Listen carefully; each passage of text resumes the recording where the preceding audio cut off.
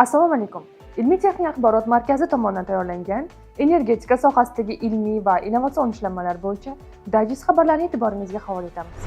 Yangi turdagi shamol turbinalari samaradorligini isbotladi. Envision Energy kompaniyasi ishlab chiqqan ikki parakli shamol turbinasining prototipi 500 kundan ortiq vaqt davomida barqaror ishlaganini ma'lum qildi. Sinovlar jarayonida turbina 99.3% ishga tayyorgarlik ko'rsatkichini qayd etib, yiliga 3048 soatlik to'liq quvvat ekvivalentini ta'minlagan. Olingan natijalar ushbu texnologiyaning an'anaviy 3 parakli shamol turbinalari bilan samaradorlik jihatdan teng ekanligini ko'rsatmoqda. Avvallari 2 parakli konstruksiyaga xos bo'lgan tebranish va mexanik muvozanat muammolari muhandislik yechimlari orqali bartaraf etildi.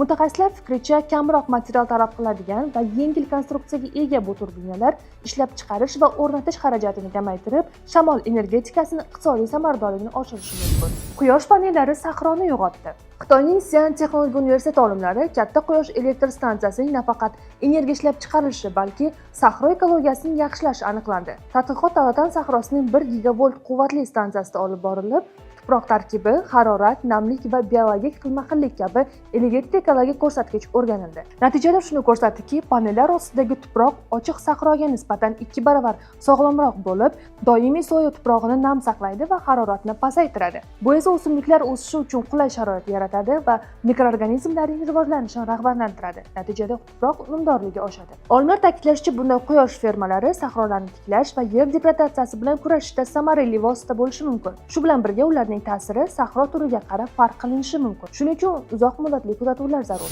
Shveysariyada sun'iy yoqilg'i ishlab chiqarish rejalashtirilmoqda. Shveysariyada sun'iy yoqilg'i e-fuel ishlab chiqarish bo'yicha yirik loyiha amalga oshirish rejalashtirilmoqda.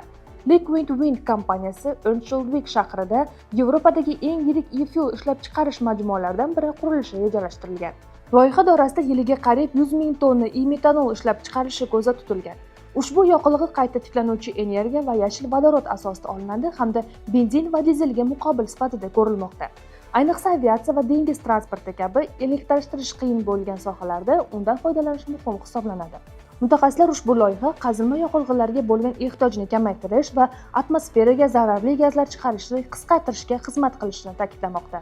Sizlarga yetkazmoqchi bo'lgan xabarlarimiz shulardan iborat edi. Bizni kuzatishda davom eting. Xayr, salomat bo'ling.